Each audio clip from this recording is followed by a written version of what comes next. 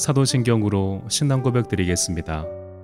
전능하사 천지를 만드신 하나님 아버지를 내가 믿사오며 그 외아들 우리 주 예수 그리스도를 믿사오니 이는 성령으로 잉태하사 동정녀 마리아에게 나시고 본디오 빌라도에게 고난을 받으사 십자가에 못 박혀 죽으시고 장사한 지 사흘 만에 죽은 자 가운데서 다시 살아나시며 하늘에 오르사 전능하신 하나님 우편에 앉아 계시다가 저리로서 산자와 죽은 자를 심판하러 오시리라.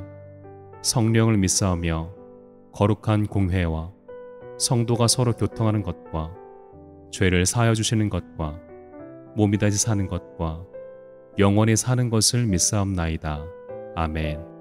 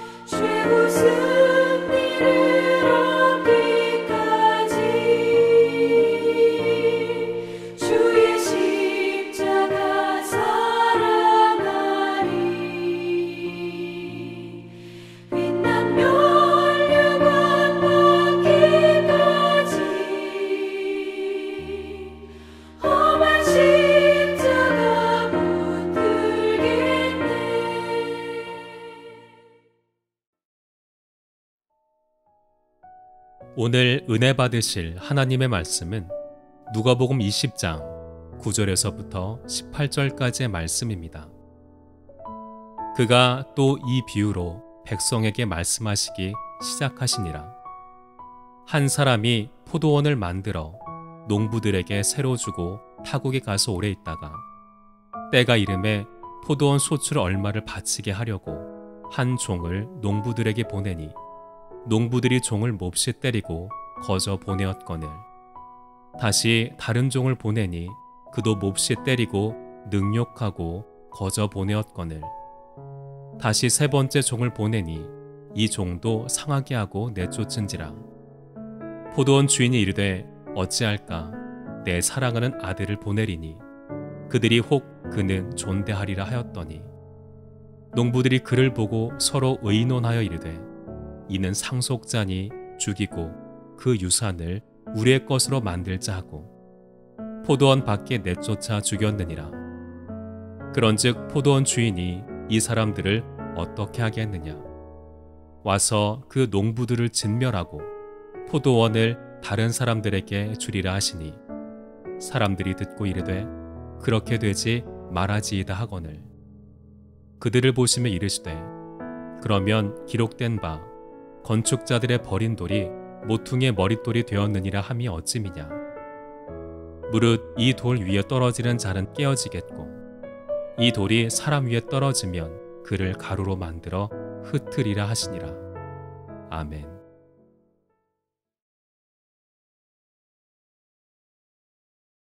오늘은 악한 포도원 농부들의 비유라는 말씀으로 함께 은혜를 나누겠습니다. 고난주간의 셋째 날인 화요일은 고난주간 가운데 가장 많은 사건이 발생했던 날입니다.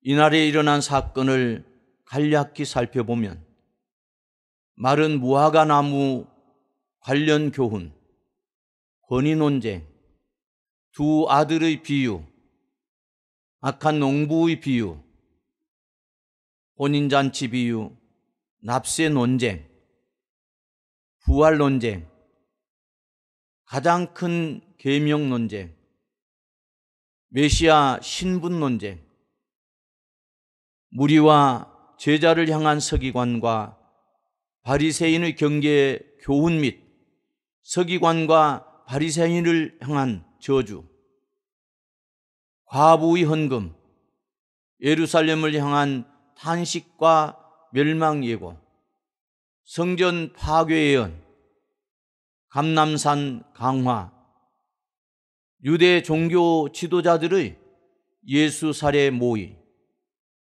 가룟 유다의 배반 등을 볼 수 있습니다.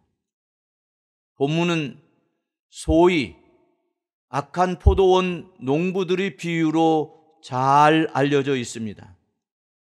이 비유는 공간복음 모두에 기록되어 있을 정도로 유명한 비유인데, 이 비유에 등장하는 한 사람은 하나님을 가리키며 농부들은 유대인들, 특히 종교 지도자들을 가리킵니다. 그리고 새로 주었다는 것은 당시 주인과 소작인 사이에 소출 계약을 맺듯이 하나님께서 이스라엘 백성과 언약을 맺으시고 공의와 진리의 열매 맺기를 기대하셨음을 의미합니다.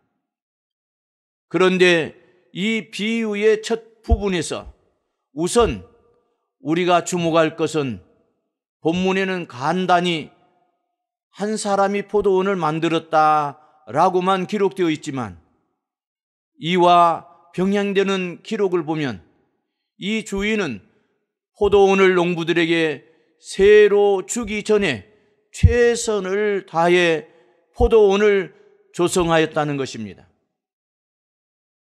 즉, 이 주인은 대충 포도나무 몇 그루 심어놓고 소출 계약을 맺은 것이 아니라 새로 주기 전에 먼저 포도원을 조성한 후 이를 울타리로 안전하게 두르고 즙자는 구유와 망대까지 갖추었습니다.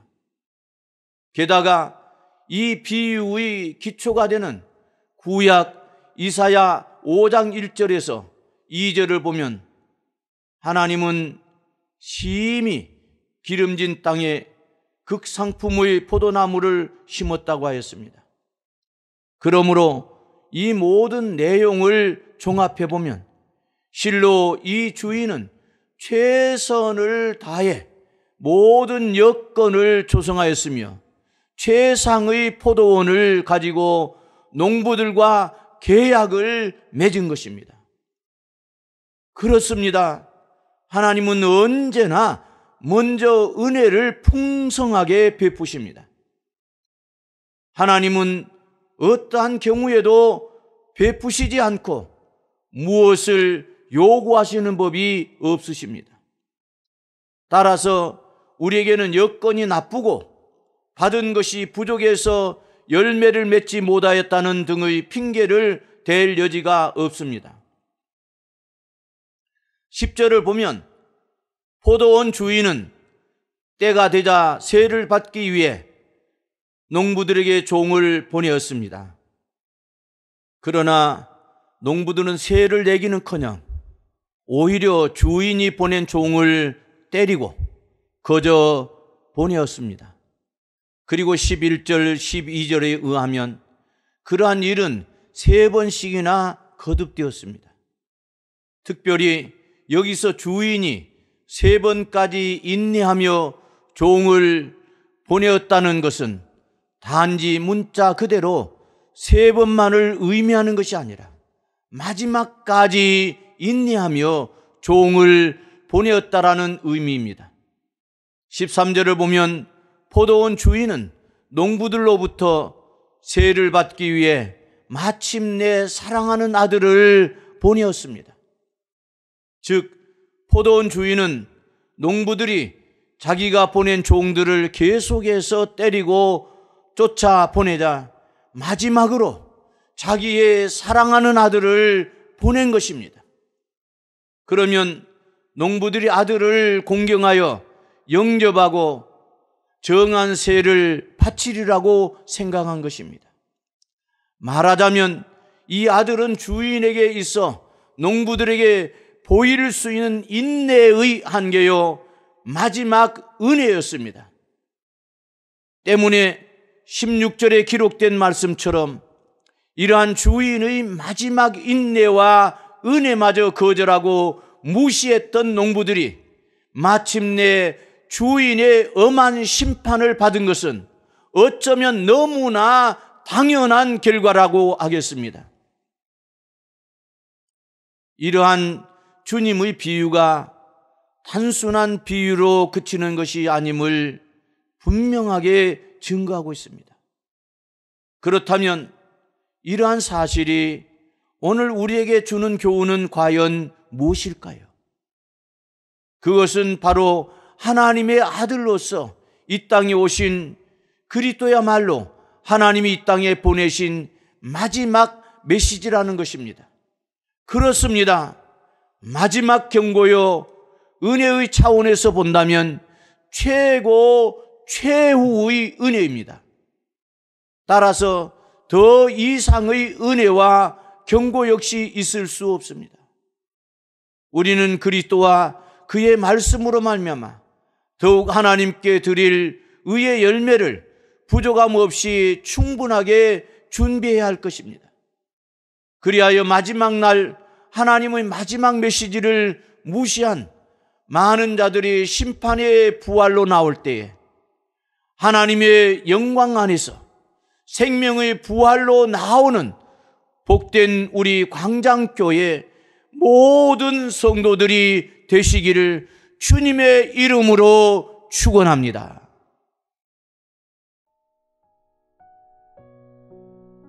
사랑하시는 아버지 하나님,